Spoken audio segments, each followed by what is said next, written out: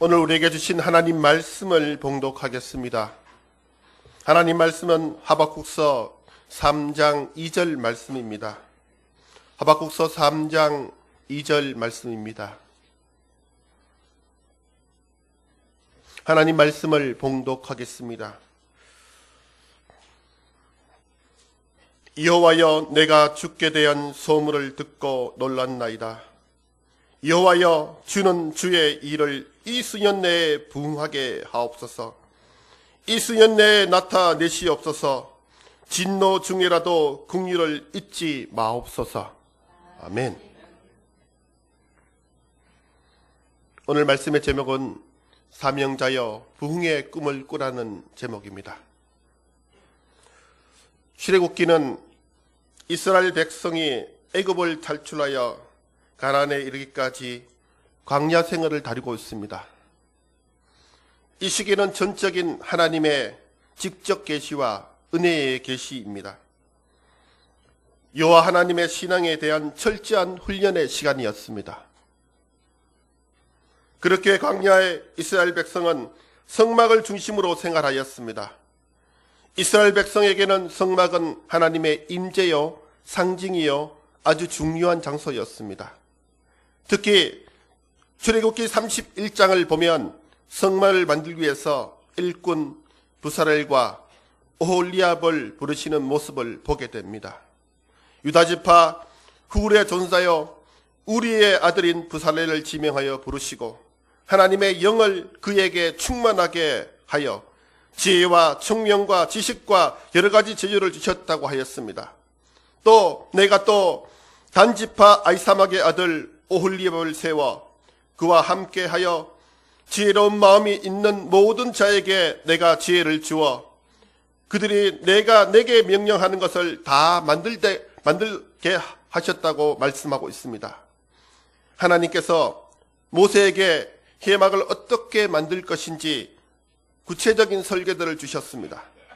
모세가 하나님이 구성하신 회막의 내용을 알았지만은 그런데 하나님께서 설계하신 회막을 누가 어떻게 만들어야 하는지가 문제였습니다. 하나님은 모세가 민족의 지도자로서 역할을 하며 회막을 어떻게 만들지에 대해서 알게 하셨지만은 설계도에 따른 회막을 어떻게 만들 기술자는 아니었습니다. 그때 하나님께서 모세에게 이걸 만들 수 있는 기술자, 예술가를 찾아 만들라고 하십니다. 회막에 대한 구상은 하나님이 하시고 그것을 만들 것은 사람의 손에 맡기셨다는 것입니다. 성경을 보면 하나님께서 일하시는 방법이 바로 이런 방법입니다. 하나님께서는 하나님의 일을 하시기 위해 멋진 구상을 하십니다. 그리고 그 일을 이룰 수 있는 사람을 찾아 그에게 일하도록 맡기신다는 것입니다. 계획과 구상은 하나님이 하시고 하나님의 계획을 이해하고 실행할 수 있는 사람들로 하여금 일을 이루도록 하시는 것입니다. 그리고 그 일을 할 때 그 사람의 능력을 사용하시고 더불어 그 이상의 능력을 발휘할 수 있도록 하나님은 능력을 부어주십니다. 바로 그 사명자에게 하나님의 성령, 하나님의 신이 감동되어 사명을 감당할 수 있도록 만드십니다. 하나님은 넌 내 사람이다. 그러니 넌 나의 영광을 위해 살아야 한다. 이렇게 그 사람을 하나님의 사람으로 부르시는 것을 두고 우리는 소명이라고 합니다. 영어로 말하면 calling이라고 말합니다. 그리고 소명받은 사람에게 구체적으로 하나님께서 하고자 하는 일을 구상을 보여주셔서 그것을 이해하고 그것을 실행하도록 일을 넘겨받는 것을 두고 사명이라고 합니다. 이 사명을 따라 구체적으로 현실 속에서 그 맡은 일을 하는 것을 두고 사역이라고 합니다.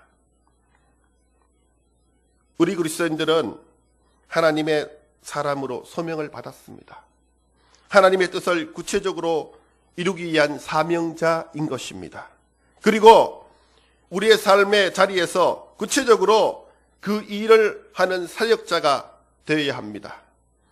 하나님께서는 회막을 만들고자 하실 때 염굴수자인 부사렐과 금과 보석을 세공하는 장인 오홀리압, 그리고 해마가 여러 일을 감당할 수 있는 지혜로운 사람들을 시켜 그 일을 감당케 하여 주셨습니다.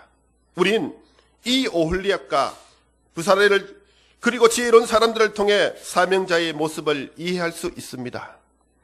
그렇다면 우리 교회에서 사명자는 어떤 사람입니까?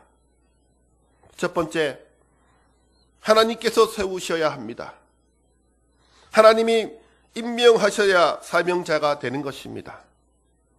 감사하게도 우리 모든 그리스도인들은 사명자로 부르심을 받았습니다. 그렇기 때문에 어떻게 하면 나의 재능을 가지고 하나님의 일을 할 것인가 고민해야 한 것입니다. 연말이 되면 크든지 작든지 어떤 교회이든지 일꾼을 찾아다닙니다. 우리 교회도 마찬가지입니다. 교회학교 교사, 성가대 대원, 전도대, 새가족부, 식당봉사, 차량봉사, 그 외 너무나 많은 분야의 일꾼들이 필요합니다. 한정된 인원에서 찾다 보니 특별히 일부 예배에 참여하시는 성도 여러분들은 우리 교회에서 가장 많은 일들을 감당하는 분들일 것입니다. 부르심에 응답할 것인지, 또 1년을 잘 섬길 수 있을 것인지 우리는 많이 고민합니다. 그러나 하나님께서 부사렐과 오홀리압을 불러 성막을 만들었던 것처럼 우리 사랑 선교교회를 세우는 일을 위해서 우리를 부르셨다는 것입니다. 분명한 것은 여러분을 부르신 부르심의 주체가 하나님이라는 사실을 깨달아야 하는 것입니다. 그리고 부르심에 응답하는 길은 우리 자신이 가지고 있는 달란트를 어떻게 사용할 것인지에 대해서 우리는 고민해야 하는 것입니다. 여러분, 교회학교 교사들은 어떻게 해야 합니까? 반 아이들을 믿음으로 잘 이끌어 나가고 또 가르치고 또 믿지 않는 친구들을 전도하여 반을 부흥시키는 일, 그 일을 해야 하는 것입니다. 또한 성가대원들은 어떻게 하면 아름다운 찬양을 더 잘 부를 것인가 고민해야 하는 것입니다. 또한 식당 봉사자로 부르심을 받았다면 어떻게 맛있는 식사를 준비하여 성도들과 교회를 기쁘게 할 것인가 고민하는 것입니다. 두 번째, 사명자는 하나님의 구상을 이해한 사람입니다. 그 구상에 일할 수 있는 사람들은, 일을 할 수 있는 사람은 순종할 수 있는 사람입니다. 사명자는 자기 마음대로 일을 벌이고 이루는 사람이 아닙니다. 하나님이 하시고자 하는 일을 하는 사람입니다. 그렇기에 사명자는 깊은 기도와 하나님의 뜻을 이해하는 지혜가 있어야 하는 것입니다. 또 세 번째는 사명자는 하나님의 구상을 이해하고 실행 능력을 가진 사람입니다. 그래서 우리가 사명자로서 사역을 잘 감당하려면 재주와 재능을 개발해야 합니다. 주여 믿습니다. 이걸로만 부족합니다. 구체적으로 일을 할 수 있는 실력을 갖추어야 되는 것입니다. 훌륭한 사명자는 믿음도 좋아하고 그 사명을 감당할 수 있는 실제적 실무 능력도 갖추어야 합니다. 그렇기에 항상 배우고 노력하는 것입니다. 네 번째, 사명자는 하나님의 능력을 힘입어야 합니다. 하나님은 오홀리압과 부살렐에게 성령을 주셨다고 했습니다. 하나님의 신이 감동한 그들은 그들의 작은 능력에 하나님의 큰 능력을 더하여 해막을 만드는 일을 하였습니다. 아무리 사람의 능력이 뛰어나도 하나님의 일은 하나님의 능력을 힘입어야 하는 것입니다. 창원에 있는 한 집사님은 페인트 사업을 한다고 합니다.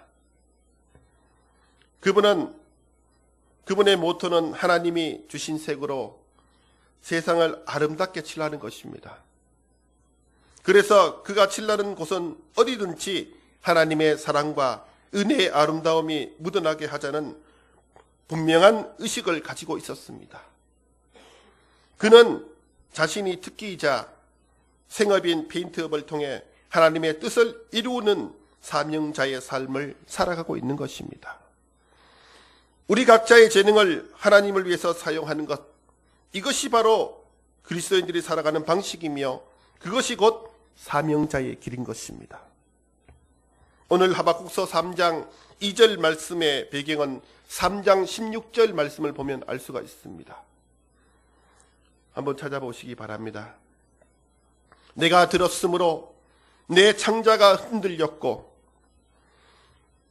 그 목소리로 말미암아 내 입술이 떨렸도다. 무리가 우리를 치러 올라오는 환난 날을 내가 기다림으로 썩이는 것이 내 뼈에 들어왔으며 내 몸은 내 처소에서 떨리는 도다. 아멘. 하박국은 창자가 흔들리고 입술이 떨리고 썩이는 것이 뼈에 들어왔고 내 몸에 내 처소에서 떨렸다라고 그는 했습니다. 얼마나 무섭고 떨렸으면 선지자가 이렇게 말을 하였을까요? 하박국서의 배경을 보면 우리는 하박국 선지자가 왜 떨고 있는지 알 수 있습니다. 하박국은 요시야 왕 말년부터 여호야김 왕 초기까지 약 BC 609년부터 BC 598년까지 설동한 선지자였습니다. 이 시대는 종교개혁을 시도한 요시야 왕이 애굽의 바로 누고에게 죽임을 당하고 그 아들 여호야김이 유다를 다스린 때였습니다. 하박국 선지자는 앞서 스바냐 선지자가 하나님께 대한 거짓 경배와 우상 숭배, 불의와 부정부패가 만연한 이유로 심판이 속히 임할지라고 선포하였으나 유다 백성은 돌아오지 않았습니다. 특히 하박국 이 시대를 가리켜 하박국서 1장 4절 말씀에 이렇게 말씀하고 있습니다. 율법이 해이하고 정의가 전혀 시행되지 못하오니 이는 악이 의인을 에워쌌으므로 정의가 굳게 행하여 짐이니이다 라고 하였습니다. 정의가 사라지고 부정과 부패가 판을 치고 죄악과 공포가 가득한 사회였던 것입니다. 이러한 사회적 부패와 함께 외교적으로는 요시야 왕이 바로 누구에게 패배를 당하고 애굽의 입김이 강력하게 예루살렘을 쥐고 흔들었습니다. 애굽에서 나온 이스라엘 백성이 다시 애굽의 세력에 들어간다는 것은 하나님이 이스라엘 백성을 버리신다는 증거가 되는 것으로 불구하고도 이스라엘은 통회하지 아니하고 더욱 악행을 저지른 데 여념이 없었습니다. 이러한 상황에서 하박국 선지자는 또한 그들은 살아계신 하나님을 유다의 패역한 죄는 어느 때까지 하나님께서는 방치할 수가 없었어요. 그래서 하박국 선지자를 보내서 철저히 유다를 심판하시겠다고 말씀했습니다. 그 중에 하나가 갈대아 사람 즉 바벨론을 보내어 철저히 징계하시겠다는 것이었습니다. 이런 상황에서 하박국 선지자는 오늘 본문 말씀 2절 말씀을 통해서 하나님께 요청합니다. 여호와여, 내가 주께 대한 소문을 듣고 놀랐나이다. 여호와여, 주는 주의 일을 이수년 내에 부응하게 하여 주시옵소서. 이수년 내에 나타내시옵소서. 진노 중이라더러 긍휼을 잊지 마옵소서라고 기도했습니다.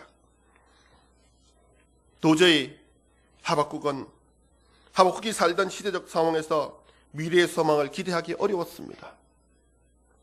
그것은 남유다의 멸망사를 잘 보면 알 수가 있습니다. 남유다의 멸망사를 이렇습니다. 요시야 왕 이후 여호아하스가 3달만 왕위를 있었습니다. 그리고 여호야김 왕은 11달, 11년, 여호야긴 왕은 3달, 마지막 히드기야 왕은 11년을 통치하다가 BC 586년에 남유다는 완전히 멸망했습니다. 오늘 말씀에 나오는 하박국은 소망과는 너무나 다른 현실이었어요. 그렇다면 하박국 선지자가 꿈꿨던 것이 그저 허무한 것이었을까요? 남유다의 멸망으로 이제는 더 이상의 희망은 존재하지 않는 걸까요? 예레미야서 29장 3절 말씀을 보면 이렇게 나와 있습니다. 이것으로 하나님께서는 희망의 메시지를 주셨습니다. 여호와께서 이와 같이 말씀하시니라. 바벨론에서 70년이 차면 내가 너희를 돌보고 나의 선한 말을 너희에게 성취하여 너희를 이곳으로 돌아오게 하리라. 남유다의 패망 이후 포로기의 이스라엘 백성들은 엄청난 많은 일을 겪습니다.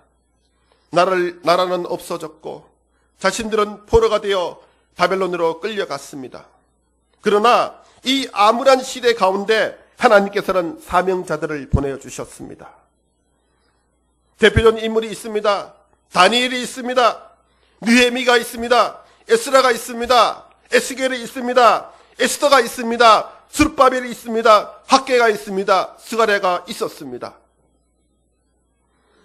그리고 말라기 이후 300년이 지난 후 세례 요한을 보내시고 성경의 모든 중심이며 인류의 구원의 역사를 이루실 메시아 성자 하나님 예수 그리스도를 이 땅에 보내주셨습니다. 그리고 사도들을 통하여 전하여진 복음, 특별히 사도 바울이 세계 선교의 역사를 통하여 지금 여기 대한민국 울산 땅에 우리를 사명자로 보내주셨던 것입니다. 이제 사명자의 바톤을 우리가 이어받아야 하는 것입니다. 하나님께서 부르신 사명자, 즉 헌신된 우리 사랑 선교계 성도들에게 맡겨졌다는 것입니다. 하박국은 비록 자신의 나라 남유다는 그 부흥을 꿈꿨지만은 하나님께서는 그 부흥의 꿈을 오늘 우리 사명자들을 통해서 이루신다는 것을 믿으시기를 바랍니다. 사명자인 우리는 부흥의 꿈을 꿔야 합니다. 진정한 하나님 나라에 대한 꿈을 꿔야 하는 것입니다. 교회는 교회의 부흥을 꿔야 합니다. 나와 내 가정의 부흥의 꿈을 꾸어야 합니다. 아직 마무리되지 않은 사도행전의 역사는 오늘까지 각 나라, 각 민족에 세워진 교회, 그 안에서 세워진 사명자를 통하여 하나님께서 분명히 이루실 것을 믿습니다. 그래서 감히 선포합니다. 사명자여, 부흥의 꿈을 꾸라. 다시 한번 선포합니다. 사명자여, 크게 한번 외쳐볼까요? 사명자여, 부흥의 꿈을 꾸라. 아멘. 우리가 부흥의 꿈을 꿈꾸며 나갈 때 부흥은 현실이 되는 것을 믿으시기를 바랍니다. 부흥의 주인공 바로 그 사명자는 우리 자신이라는 것을 믿으시기를 바랍니다. 기도하겠습니다.